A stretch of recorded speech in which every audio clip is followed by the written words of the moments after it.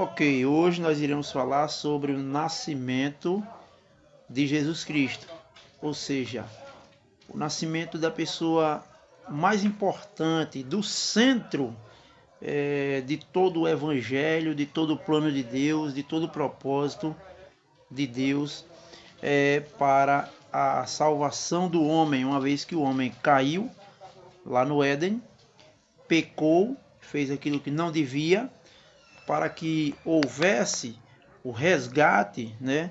Para que o homem pudesse ter os seus pecados propiciados, perdoados, apagados definitivamente, e assim, consequentemente, pudesse resgatar sua comunhão com o Criador e receber vida espiritual novamente, né?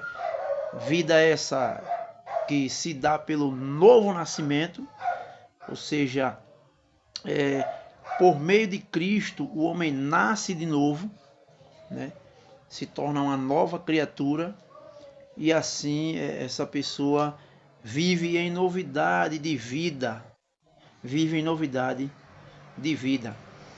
Então, Mateus capítulo 1, de 18 em diante, dando continuidade ao estudo no livro de Mateus, contando sempre, é claro, com a graça de Deus, nós iremos ler do verso 18 em diante. Diz assim: Ora, o nascimento de Jesus Cristo foi assim. Estando Maria, sua mãe, desposada com José, sem que tivesse antes coabitado, achou-se grávida pelo Espírito Santo. Mas José, seu esposo, sendo justo e não a querendo infamar, resolveu deixá-la secretamente. Enquanto ponderava nestas coisas, eis que lhe apareceu em sonho um anjo do Senhor, dizendo: José, filho de Davi, não temas receber Maria, tua mulher, porque o que nela foi gerado é do Espírito Santo. Ela dará à luz um filho, e lhe porás o nome de Jesus, porque ele salvará o seu povo dos pecados deles. Ora, tudo isto aconteceu para que se cumprisse o que fora dito pelo Senhor por intermédio do profeta. Eis que a virgem conceberá e dará à luz um filho, e ele será chamado pelo nome Emanuel, que quer dizer Deus conosco. Despertado José do sono, fez como lhe ordenara o anjo do Senhor e recebeu sua mulher. Contudo, não a conheceu enquanto ela não deu à luz um filho, a quem lhe pôs o nome de Jesus. Então, esse é um episódio maravilhoso das Escrituras, né? Vai mostrar o nascimento do Senhor, como se deu esse nascimento, né? Que existem muitas especulações, né? E, claro, sem dúvida alguma, fruto da incredulidade e do descaso do homem para com o seu Criador, né? Tentando tratar assim o Criador como se fosse alguém do seu próprio nível, da sua própria estirpe, e não é assim. Não é à toa que Jesus Cristo ele não é apenas Salvador, ele é Senhor. E um Senhor você tem que tratar com reverência, com respeito, com dignidade, e não de qualquer maneira. Mas, como diz o verso 18, o nascimento de Jesus Cristo foi assim. Estando Maria, sua mãe, desposada com José, sem que tivessem antes coabitado, achou-se grávida pelo Espírito Santo. Então, é exatamente dessa maneira que se dá o nascimento de Jesus Cristo. Maria foi coabitada, ou seja, ela não havia coabitado ainda com José, não havia tido relações sexuais, pois eles ainda eram noivos e não casados. E sendo assim, ela não teria como engravidar, uma vez que ela era virgem e era noiva. Ela não havia ainda coabitado, não havia tido relação sexual com o seu esposo José, o que poderia acontecer naturalmente após o casamento. E foi isso que aconteceu após o nascimento de Cristo, em que José passou a coabitar com ela, depois que Cristo nasceu, e tiveram outros filhos, né? Pelo menos a Bíblia relata Tiago, né? João, que foram irmãos de Jesus, né? Vamos dizer assim, por parte de mãe, né? Porque como Jesus não foi fruto de uma relação entre José e Maria, então Jesus teve outros irmãos apenas da parte de Maria, sua mãe, quando coabitou com José, né? E o que é que acontece? Antes de eles coabitarem, ela achou-se grávida pelo Espírito Santo. Essa é uma obra sobrenatural que só se aceita pela fé. Só se aceita pela fé. Certamente, se o pessoal daquela região soubessem desse ato de Maria engravidar mesmo antes de ter coabitado com José, porque, como eu já disse, eles eram noivos e não casados, e uma coabitação ali entre eles, isso resultaria em fornicação.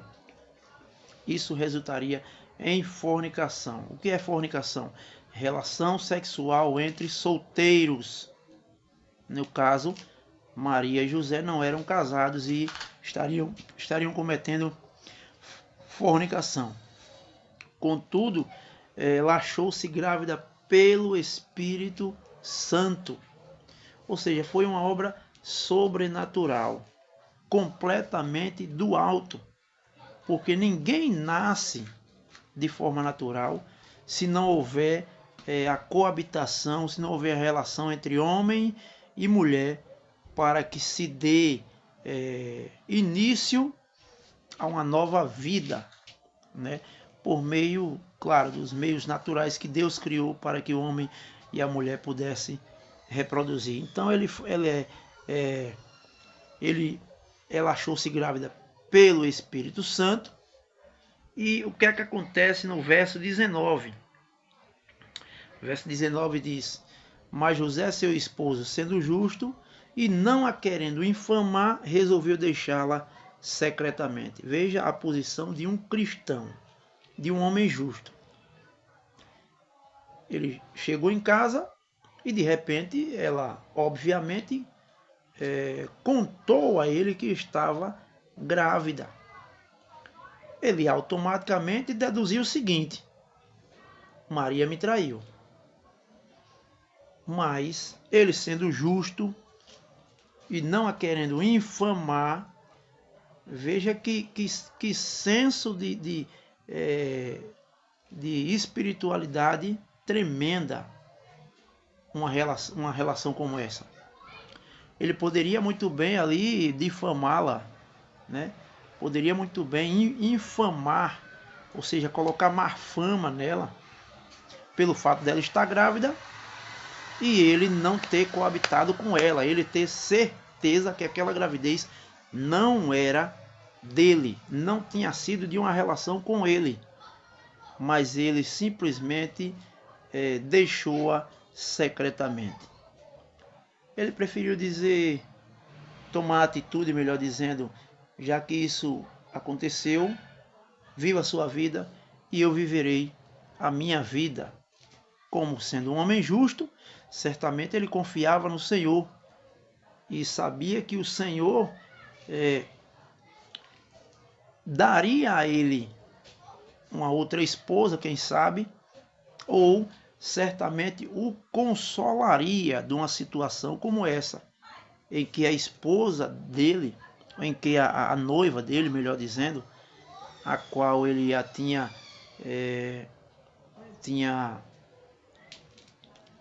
encontrado, né, e assim marcado esse noivado e consequentemente o casamento, porque namoro cristão não é um experimenta, não é uma forma de experimentar para ver se vai dar certo ou não, né?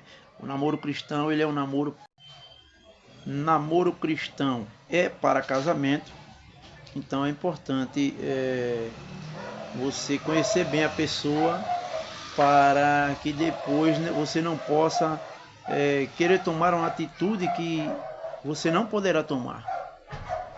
Porque uma vez que você decide casar, você não pode mais se separar. É até que a morte o separe, a menos que haja um adultério no relacionamento. A menos que haja um adultério no relacionamento. Então ele resolveu deixá-la secretamente, não a querendo infamar. Mas o verso 20 vai dizer: enquanto ponderava nestas coisas, eis que lhe apareceu em sonho um anjo do Senhor, dizendo: José, filho de Davi, não temas receber Maria, tua mulher, porque o que nela foi gerado é do Espírito Santo. Então, como o plano de Deus é sempre perfeito, Deus sabia que José não compreenderia isso.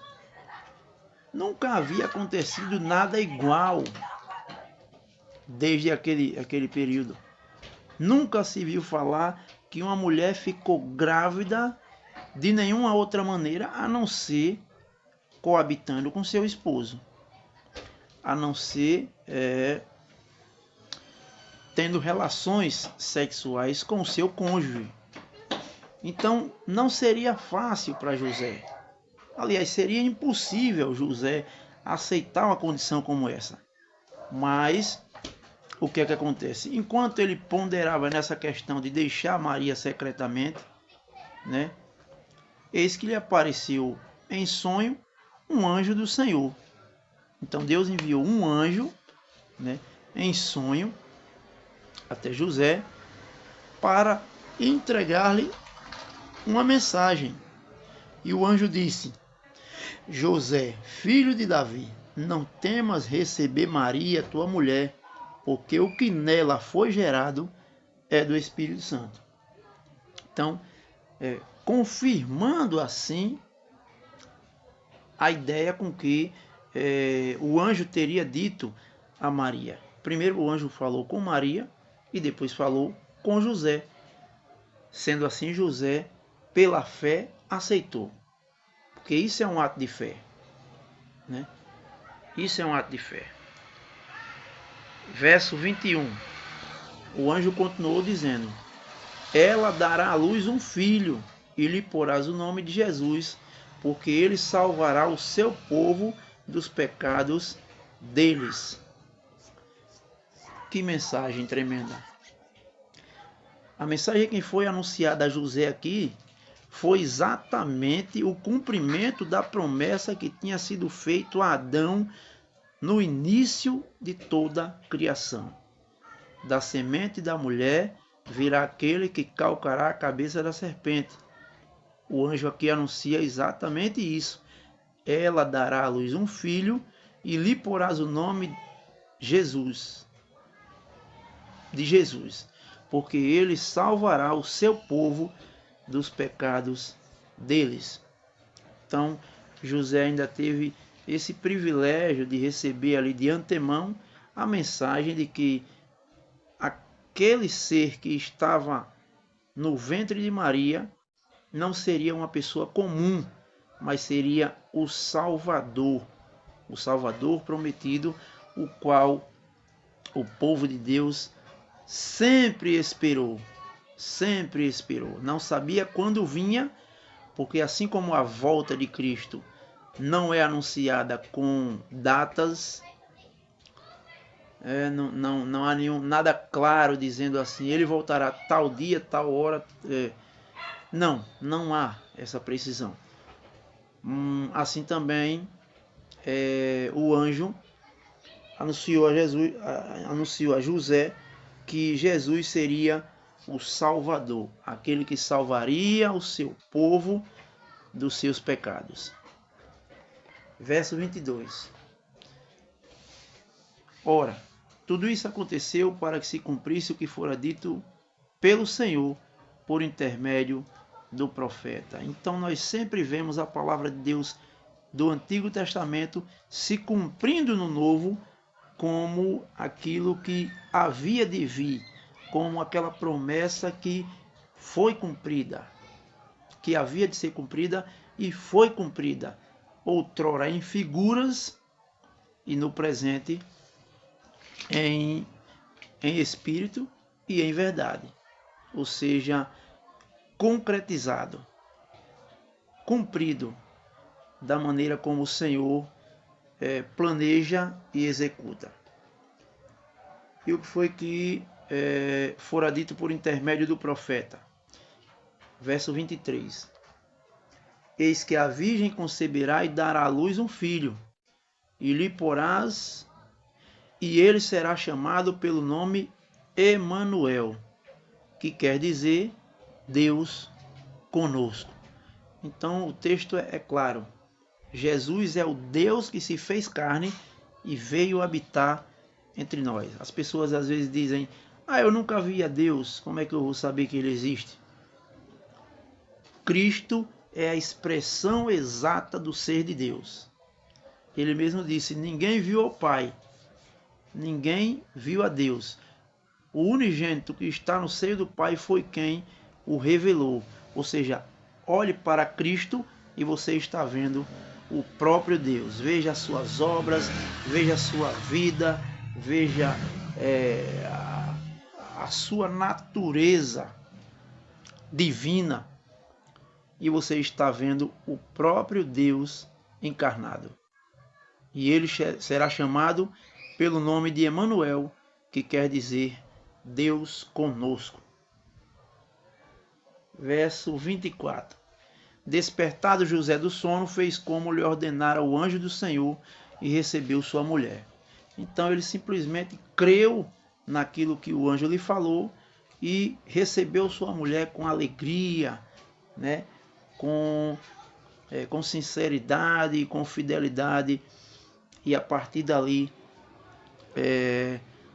um novo relacionamento, vou dizer assim, houve entre José e Maria, uma vez que eles não tinham nenhum filho ainda, e o primeiro filho seria um presente do céu. Não que os outros filhos não sejam um presente do céu. A Bíblia diz que a herança do Senhor são os filhos, mas esse especificamente foi fruto do Espírito Santo. Não foi nada planejado entre eles, né, em ter um filho naquele momento, ou muito menos antes do casamento. Então, despertando José do sono, fez como lhe ordenara o anjo do Senhor e recebeu sua mulher. Verso 25. Contudo, não a conheceu, enquanto ela não deu à luz um filho, a quem pôs o nome de Jesus. Então ele recebeu sua mulher e pacientemente esperou com que o Salvador viesse ao mundo, que ela desse à luz aquele filho, para que a partir daí ele casar, obviamente, e começar a ter uma vida normal entre um homem e uma mulher, entre um esposo e uma esposa, e assim consequentemente cumprir a vontade do Senhor em glória e majestade, de maneira que tudo que aconteceu aqui redundou para a glória do nome do nosso Senhor e Deus. Que essas palavras sejam aplicadas no seu coração, e no próximo estudo nós estaremos dando continuidade no capítulo 2 do Evangelho segundo Mateus.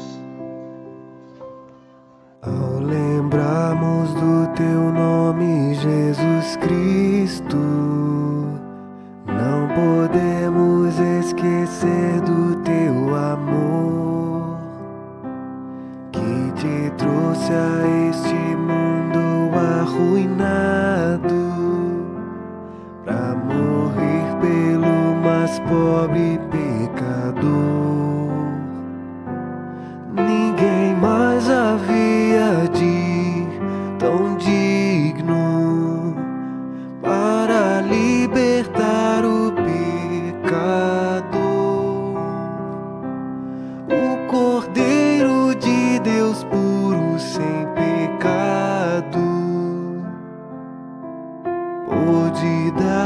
dar-nos tanto amor. Nossas almas mergulhadas em tristeza despertaram tua nobre compaixão. Tuas ternas mãos marcadas alcançaram este povo que é tua possessão.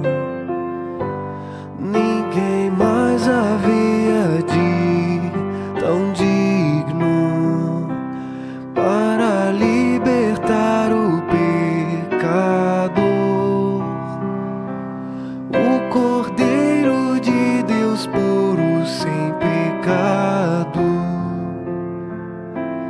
pôde dar-nos tanto amor. Ninguém mais podia nos dar novo alento. Ninguém mais podia numa cruz morrer. Para nos salvar deixaste tua glória, e tal glória vamos logo